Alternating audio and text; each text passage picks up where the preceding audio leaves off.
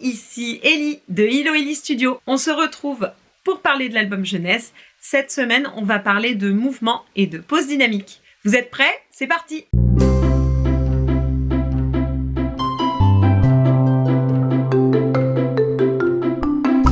Je vais diviser cette vidéo en 3 parties. La première partie, je vais vous réexpliquer un petit peu le projet. La deuxième partie, je vais vous laisser avec les images du dessin en tant que tel. Et ensuite, on va parler un petit peu de portfolio à la fin de cette vidéo.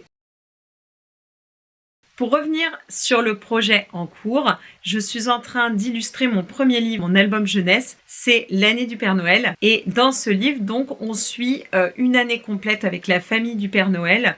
C'est un petit peu un cherche-et-trouve avec des dessins très grands, des personnages partout et des petites choses rigolotes et un petit texte pour pouvoir lire l'histoire du Père Noël durant l'année. J'ai commencé par faire l'intérieur de la couverture.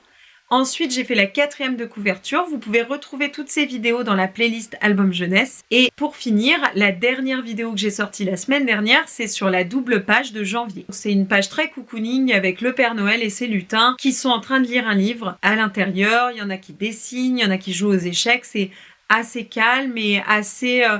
janvier quoi, il fait pas très beau, il fait un peu froid, on aime bien les activités d'intérieur. Pour changer ce mois-ci, j'espère aller un peu plus vite, j'ai entamé la double page de juillet. Juillet, complètement différent. D'ailleurs là, dans la période de l'année réelle, on est en juin, donc c'est une période qui me parle beaucoup plus. Il fait chaud, c'est un peu la plage, c'est le début des vacances scolaires. Et donc, j'ai décidé de transposer ma petite famille du Père Noël à la plage. Et pour ça, en fait, je veux leur faire prendre à certains des poses dynamiques. Il y en a qui nagent, il y en a qui vont jouer au beach volley, il y en a qui lisent tranquillement aussi. J'ai un peu... quand j'ai préparé mes storyboards, je voulais le ressort comique d'avoir un lutin spécifique qui lit à différents endroits plus ou moins saugrenus à toutes les pages de tous les mois. C'est le lutin Lulu, un petit effet comique. Faut trouver le lutin qui lit, en fait, partout. Mais là, il y a des lutins sous-marins, il y en a qui regardent les coraux, il y en a qui regardent les poissons, il y en a qui font du beach volley.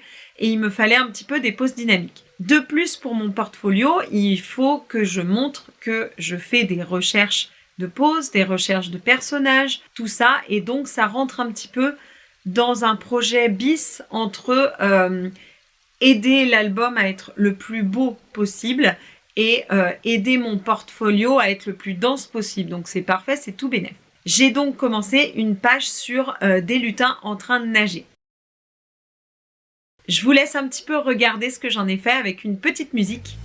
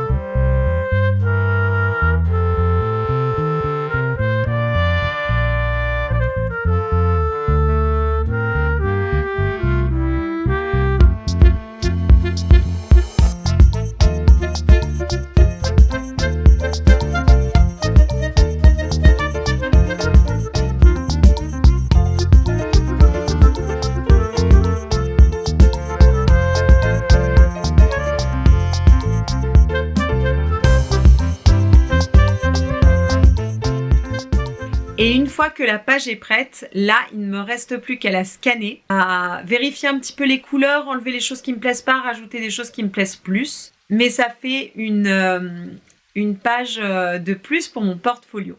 Et donc, je voulais vous parler de mon portfolio.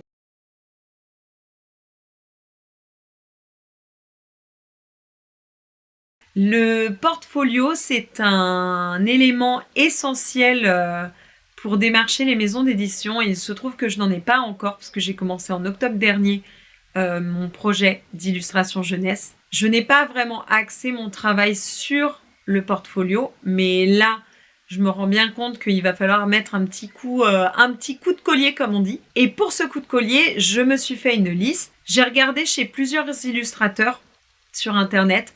J'ai réfléchi à ce qui me paraissait important. En dernier recours, j'ai également demandé à ChatGPT ce qui était important pour un portfolio illustration jeunesse. Comme ça, j'ai un peu l'impression d'avoir triangulé tout ce que je pouvais faire. Comme d'habitude, ma petite conclusion personnelle, c'est ChatGPT, c'est bien, mais c'est pas suffisant. Il faut toujours chercher par soi-même en amont parce que, en fait, ChatGPT vous donnera une réponse très globale. Mais si vous voulez un petit peu plus de détails ou des idées supplémentaires, allez chercher chez les illustrateurs qui en parlent. Il y en a qui sont très très pédagogues. Ce qu'il faut mettre dans un portfolio, ce qui peut être bien, parce qu'en fait, on ne vous dira pas ce qu'il faut mettre dans un portfolio. Si, ChatGPT vous le dira.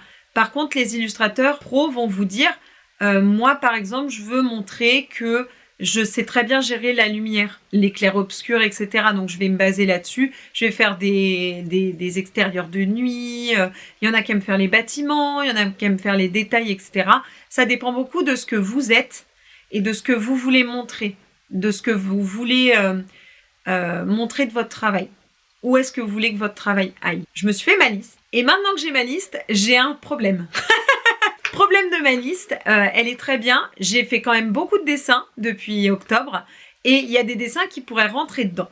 Donc ma question c'est, est-ce que je les mets dedans sachant que mon style évolue toujours ou est-ce que je les mets pas et je construis mon portfolio de zéro? Ma réflexion actuelle, après ça fait 2 jours que j'y réfléchis, c'est je vais les mettre dedans et petit à petit je vais les remplacer par d'autres dessins qui correspondent un peu plus à mon style actuel. Mon portfolio, la construction de mon portfolio va se diviser en 6 catégories.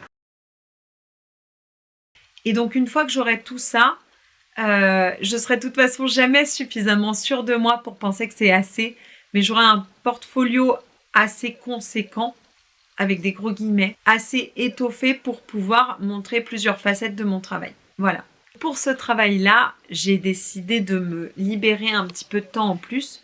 Parce que souvent, ce que je fais, c'est que j'utilise le lundi complet pour tout ce qui est démarchage administratif, gérer les réseaux sociaux, monter les règles, etc. Le lundi, quand j'ai fini, souvent, je fais un dessin qui me fait plaisir. Le mardi, j'essaye de travailler sur mes croquis de portraits de famille parce que je dessine pour les gens, leur famille ou des scènes qu'ils ont envie de voir illustrées. Et si ce travail-là n'est pas fini, souvent je le poursuis le jeudi et le vendredi, je dédie toute la journée à l'album jeunesse. J'ai décidé de chambouler un peu tout ça. Donc le lundi, ce sera démarchage et portrait. Le mardi, ce sera portrait le matin et l'après-midi, album jeunesse. Jeudi, album jeunesse. Vendredi, album jeunesse. Et je me laisse le mercredi pour le côté dessin un peu plaisir et portfolio s'il y a quelque chose de spécifique qui sort de l'album jeunesse. J'espère que cette vidéo vous aura plu. Si vous voulez une vidéo plus particulière sur juste le portfolio ou que j'ouvre une autre playlist juste pour le portfolio, enfin juste pour, ça va être une grosse playlist pour compléter. N'hésitez pas à me le dire si vous avez là comme ça, si je vous dis scène imaginaire et que vous vous dites oh, ce serait trop bien de faire ça, n'hésitez pas à me le mettre en commentaire. Bien sûr, abonnez-vous pour pouvoir suivre mes aventures dans l'illustration jeunesse. Et moi, je vous retrouve la semaine prochaine. J'espère tellement avec la deuxième double page de terminer. Sinon, je vous retrouve avec une petite vidéo challenge sympa. Vous verrez bien la semaine prochaine. En tout cas, je vous souhaite une bonne semaine, un bon week-end, une bonne journée, une bonne soirée. Et moi, je vous retrouve la semaine prochaine. Allez, je vais travailler. À plus tard!